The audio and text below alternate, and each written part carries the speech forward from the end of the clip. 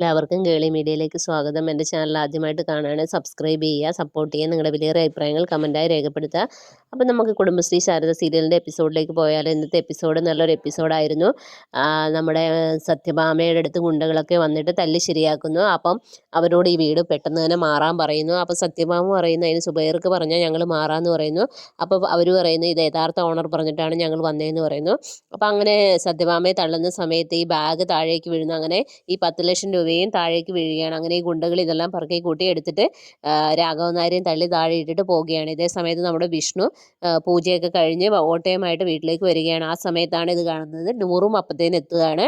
അങ്ങനെ അവർ ഓടി വന്ന് ഹെൽപ്പ് ചെയ്യുന്ന സമയത്ത് രാഘവൻ നായർ താഴെ വീണ് കിടക്കുന്നു. അങ്ങനെ പൈസ കൊണ്ടുപോയ കാര്യങ്ങളൊക്കെ വിഷ്ണുവിനെയും ശാലിനെയൊക്കെ അറിയിക്കുകയാണ്. അങ്ങനെ അച്ഛനെ ഡോക്ടറെ വിളിച്ച് കാണിക്കുന്നു. അപ്പോൾ ഡോക്ടർ പറയുന്ന ഈ മരുന്ന് എത്രയും പെട്ടെന്ന് വാങ്ങിക്കൊടുക്ക്, എന്നിട്ട് നമുക്ക് യാത്രയൊക്കെ പിന്നീട് ചെയ്യാം എന്നുള്ള രീതിയിലൊക്കെ പറയുകയാണ്. അങ്ങനെ അപ്പോൾ പെട്ടെന്ന് നൂറ് അപ്പുറത്ത് മാറി നിൽക്കുകയാണ്. ആ സമയത്ത് നമ്മുടെ സത്യഭാമ പറയുന്നു ഈ വീട് മാറാനെന്ന് പറഞ്ഞുകൊണ്ടാണ് ആൾക്കാർ ഞങ്ങളെ ഉപദ്രവിച്ചത്, അതുപോലെ അത് ഇതിൻ്റെ ഓണറാണെന്നാണ് പറയുന്നത്. അപ്പോൾ പെട്ടെന്ന് തന്നെ നൂറിനത് മനസ്സിലാവുന്നുണ്ട്.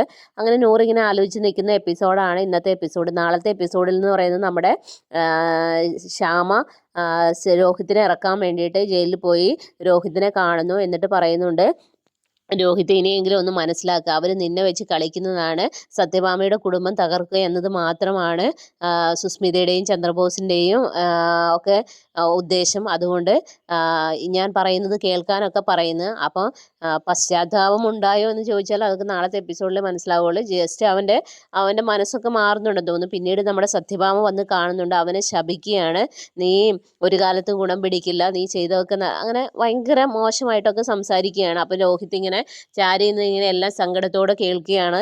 തെറ്റുകൾ മനസ്സിലാകുമോ എന്നറിയില്ല, എങ്കിലും ആ രീതിയിൽ നിൽക്കുകയാണ്. അപ്പോൾ ശ്യാമയ്ക്ക് എങ്ങനെയെങ്കിലും രോഹിത്തിനെ രക്ഷിച്ചേ പറ്റുള്ളൂ. ഇതേ സമയത്ത് നമ്മുടെ സുസ്മിതയാണെങ്കിൽ ചന്ദ്രബോസിനോടും ഉപേന്ദ്രനോടും പറയുന്നുണ്ട് അവനെ അങ്ങനെ നമുക്കിപ്പോൾ ഒഴിവാക്കി കളയാൻ പറ്റില്ല, അതുകൊണ്ട് നമ്മൾ ചേർത്ത് പിടിക്കണം. മിക്കവാറും അവരും ചിലപ്പോൾ ജാമ്യത്തിൽ ഇറക്കുവാൻ വേണ്ടി പോകുമായിരിക്കും. എന്തായാലും ശ്യാമയെ അതിനുവേണ്ടി ശ്രമിക്കുന്നുണ്ട്. അപ്പോൾ ആരായിരിക്കും രോഹിത്തിനെ ജാമ്യത്തിൽ ഇറക്കി കഴിഞ്ഞാൽ ഇനി രോഹിത് വീണ്ടും അവരുടെ കൂടെ നിൽക്കുമോ അതോ ശ്യാമയുടെ കൂടെ നിൽക്കുമോ എന്നൊക്കെ നമുക്ക് കാത്തിരുന്ന് കാണാം. പിന്നെ അതുപോലെ ഇതേ സമയത്താണ് നൂറ് അച്ഛൻ്റെ അടുത്ത് ഈ കാര്യങ്ങളൊക്കെ അവതരിപ്പിക്കുകയാണ്.